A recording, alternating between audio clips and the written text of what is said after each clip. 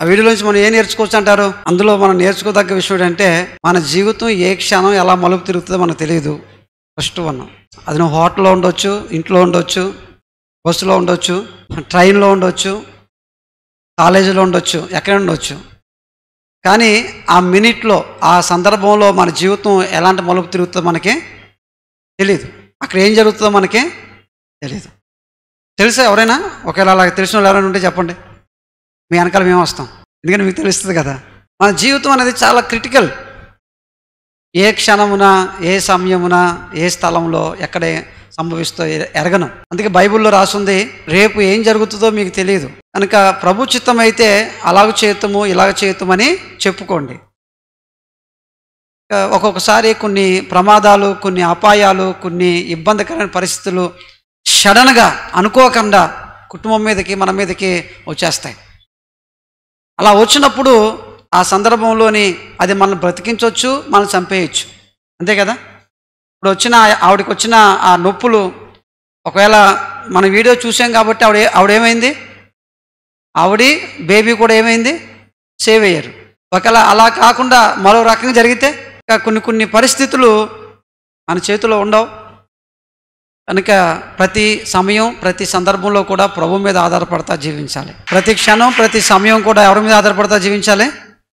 ప్రభు మీద ఆధారపడాలి. అంతే. అది ఒకటి మనం అర్థం చేసుకోవచ్చు అందులో. ఒకవేళ ప్రభు మీద ఆధారపడితే దేవుడు మన కొరకు ఎలాంటి వాటినైనా సమకూరుస్తాడు. ప్రొవైడ్ చేయగలడు ఆయన. He can provide anything for us. దేవుడు మన కొరకు తన సొంత కుమారుణ్ణి సిలువకు అప్పగించుకున్నాడు.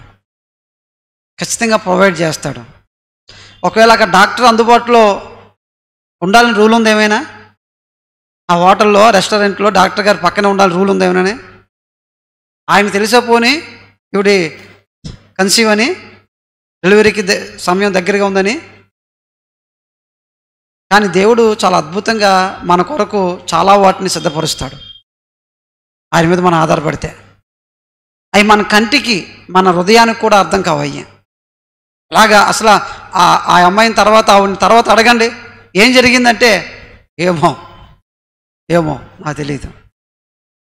చాలా విషయాలు మనకు తెలియవు, దేవుడే మన పక్షంగా చేస్తున్నాడు. ఆమేన్. అది ఒకటి మనం నేర్చుకోవచ్చు ఆ వీడియోలో. ఇంకో విషయం అక్కడ ఏం అర్థం చేసుకోవచ్చు అంటే, అది హాస్పిటల్ కాదు కదా, రెస్టారెంట్ కదా, డెలివరీ చేయొచ్చా? ప్రభువు కొరకు కొంతమందిని రక్షించడానికి, కొన్ని ఆత్మను రక్షించడానికి సమయాన్ని, తిథులు, వారాలు, గ్రహాలు చూస్తారు. సువార్త ఇప్పుడు చెప్పవచ్చా, చెప్పకూడదా? వీడికి ప్రభు గురించి చెప్పవచ్చా, చెప్పకూడదా? ఎందుకు? అమావాస్య లాగుంది, చంద్రగ్రహణం లాగుందని. ఒకవేళ అమావాస్య అయితే ఆ టైంలోనే, రాహుకాలం అయితే గురుముహూర్తం, యమగండం, వీటికి అన్నిటికీ అతీతమైంది మన జీవితం. బాగా గుర్తుపెట్టుకోండి. వాటిల్లో మన జీవితాన్ని బందీగా చేసుకోవద్దు. యమగండాలు, పాసగండాలు. కానీ చాలామంది ఏది ఇప్పుడు చేయాలంటే టైం మంచి రోజు కాదు. మనిషి చచ్చిపోతుంటే, మనిషి ఆపదలో ఉంటే, మనిషి చావు బతుకుల మధ్యలో ఉంటే యమగండాలు, ముహూర్తాలు ఇవి చూస్తే నువ్వు అసలు మనిషివేనా?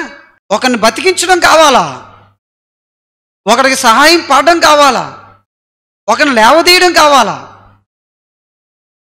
అది హోటల్ అయితేనేమి, హాస్పిటల్ అయితేనేమి, రెస్టారెంట్ అయితేనేమి, ఒకవేళ 108 అంబులెన్స్ అయితేనేమి, వాటర్ ఇట్ మే బి. అది ఏమైనప్పటికీ పరిస్థితులను బట్టి మనం చేయవలసిన సహాయాన్ని ఆపేయొద్దు. నేనేమంటానంటే, మనం సువార్త ఎక్కడైనా ఎప్పుడైనా చెప్పాలి.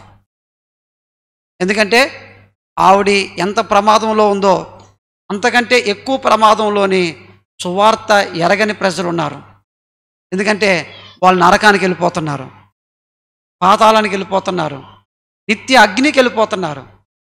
ఆ క్షణంలో వాడికి నువ్వు సువార్త చెప్పకపోతే, దేవుడి గురించి అతను చెప్పకపోతే, అతను తర్వాత క్షణం చచ్చిపోతే నరకానికి వెళ్ళిపోతున్నాడు. అందుకే హాస్పిటల్ అయినా, స్కూల్ అయినా, రైల్వే స్టేషన్ అయినా, బస్ స్టేషన్ అయినా, మార్కెట్ అయినా, రోడ్డు మీద అయినా, కిరాణా షాప్ అయినా, ఎక్కడైనా సరే నశించిపోతున్న ఆత్మలను చూసే జ్ఞానోదయం, జ్ఞాననేత్రాలు మనకు కావాలి. అలా చూసి సువార్త చెప్పండి, ఎంతమందికి మనం సహాయం చేసిన వాళ్ళం అవుతాం. యేసుక్రీస్తు గురించి, ఆయన మాటల గురించి, ఆయన ప్రేమ గురించి చెప్పండి. సందర్భం, పరిస్థితి నాకు అనుకూలంగా లేదండి, నాకు బట్టలు లేవండి, నాకు తిండి లేదండి, నాకు ఇంకా సీట్ రాలేదు, నాకు ఇంకా ఉద్యోగం రాలేదు, నాకు ఇంకా పెళ్ళి కాలేదు, నాకు ఇంకా పిల్లలు పుట్టలేదు, ఎన్ని అయితే అప్పుడు చెప్తానండి. ఆ అన్నైతే నువ్వు చెప్పేదేంటి, ఎవడని చెప్తాడు. మన పరిస్థితి కాదు, దేవుని యొక్క సువార్త యొక్క అవసరత మనం చూడాలి. రిస్క్, చాలామంది ప్రమాదాల్లో ఉన్నారు, వాళ్ళకి ఏ విధంగానే సహాయం మనము చేయాలి, ఏ విధంగానే సహాయం చేయాలి. అది రెండో విషయం, ఒకళ్ళందరి నుంచి మనం నేర్చుకోవాలనుకుంటే. కానీ నేను ఇంకో విషయం ఏం చూసినట్టు అక్కడ జాగ్రత్తగానండి, సిచ్యువేషన్ ఏదైనా సహాయం ఖచ్చితంగా చేయాలి. ఆ సహాయం చేసేటప్పుడు మనకి ఏం అందుబాటులో ఉన్నాయి, ఏం అందుబాటులో లేవు అన్నది కూడా పరిగణలో తీసుకోకూడదు. ఇప్పుడు ఆ అమ్మాయికి డెలివరీ చేయడానికి అక్కడ అందుబాటులో ఏం వస్తువులు ఉన్నాయి? Scissor, thermometer, BP meter, ECG meter, ఇంకేం మీటర్లు ఉంటాయి గైనకాలజీ ఓటీ వార్డులోని. అవన్నీ అక్కడ లేవు. లేకపోయినా ఏం చేయగలిగాడు ఆయన? డెలివరీ చేయగలడు. అంటే అర్థం ఏంటి? అన్ని వనరులు మనకు అందుబాటులో లేకపోయినా సరే వీ కెన్ డూ సంథింగ్, మనం ఏదో చేయగలం. అందుబాటులో ఉంటేనే. నాకు ఈరోజు చర్చికి వెళ్దాం అనుకున్నానండి, గొడుగు లేదండి, వర్షం వస్తుంది కానీ గొడుగు లేదు, అందుకే మానేశానండి. పాస్టర్ గారు చర్చికి బయలుదేరదాం అనుకున్నాము, సడన్గా కరెంటు పోయింది, వేడి నీళ్ళతో స్నానం చేసి వద్దాం అనుకున్నాను, కరెంట్ రాలేదు. ఇంకా మరీ సిల్లీ థింగ్ కదండి. వేడి నీళ్ళతో స్నానం చేసి అప్పుడు చర్చికి రావాలనుకుందంట, కరెంట్ పోయిందంట, కరెంట్ వచ్చే వరకు ఆగిందంట, ఈ లోపు టైం 11 అయిపోయిందంట. పాస్టర్ గారు తిడతారంట. 11 గంటలకు వస్తే పాస్టర్ గారు ఏం చేస్తారు? టైం లేదు, సెన్స్ లేదు, ఏం లేదు, ఇలా వచ్చావు నువ్వు అని తిడతా. అందుకని మానేస్తున్నాను. కారణం అది. అంటే అర్థం ఏంటి? మనకి వనరులు అందుబాటులో, అంటే నాకు ఇది లేదు కాబట్టి ఇది చేయలేదు, ఇది లేదు కాబట్టి ఇది చేయలేదు. ఏంటి, ఒక 20 ఇయర్స్ బ్యాక్ వెళితే స్టవ్స్ ఉన్నాయా వాళ్ళకి, బైక్స్ ఉన్నాయా? అంటే ఇప్పుడు మనకున్న లేటెస్ట్ టెక్నాలజీ అంతా కూడా ఒక 30 ఇయర్స్ బ్యాక్ వెళ్తే వాళ్ళకి ఏమున్నాయి చెప్పండి?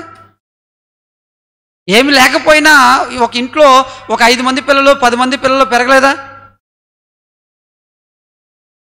బతికించుకోలేదా? ఈరోజు మనకు టెక్నాలజీ ఎంత ఉంది? చాలా ఉంది. ఎంత టెక్నాలజీ ఉందంటే ఈరోజు మీ ముందు అమెరికాలో ఇప్పుడు ఏం జరుగుతుందో వాటిని ఇప్పుడు చూడగలం. ఇక్కడ అంత టెక్నాలజీ మన దగ్గర ఉంది. అఫ్కోర్స్ ఒకవేళ ఇది మన దగ్గర లేకపోయినా, సెల్ ఫోన్ నా దగ్గర లేకపోయినా, ఇంకోటి నా దగ్గర లేకపోయినా, దేవుణ్ణిలో ఎదిగే విషయంలోనే నాకు అది లేదు, నాకు ఇది లేదని చెప్పొద్దు, ఎప్పుడు చెప్పొద్దు. ఎలా అంటాను, దేవుణ్ణిలో ఎదగాలి అనే ఒక కోరిక నీలో ఉంటే ఆ కోరికే ప్రభువులో నిన్ను ఎదిగేలా చేస్తుంది. ఫిజికల్గా, మెటీరియల్గా నీ దగ్గర ఏమున్నా లేకపోయినా అది చూడదు. అది కాజు కాదు, అది కారణం కాదు, అది కారణం కాదు. ఒక అమ్మాయి మాట్లాడతా, ఈ మధ్యన ప్రార్థన చేసుకుంటా లేదు, ఈ మధ్యన సరిగ్గా బైబిల్ చదవట్లేదు, ఈ మధ్యన సరిగ్గా దేవునితో సరిగ్గా ఉండలేదు. ఏమ్మా అంటే ఆ అమ్మాయి చెప్తుంది, అన్న ఈ మధ్యన నాకు మార్క్స్ తగ్గిపోయి, నాకు స్టడీ బాగా ఇది మార్క్స్ బాగా తగ్గిపోయి కొంచెం నాకు డిప్రెషన్లోకి వెళ్ళిపోయాను, నేను ఏం చేస్తాను నాకే తెలియదు అంది. నేను చెప్పాను, మార్క్స్ తగ్గిపోతే డిప్రెషన్లోకి వెళ్ళడం దేనికి? సరే మార్క్స్ తగ్గిపోయి డిప్రెషన్లోకి వెళ్ళాం, మరి ప్రార్థన చేసుకోవడం, బైబిల్ చదువుకోవడం, దేవునితో గడపడం ఇదెందుకు తగ్గిపోయింది?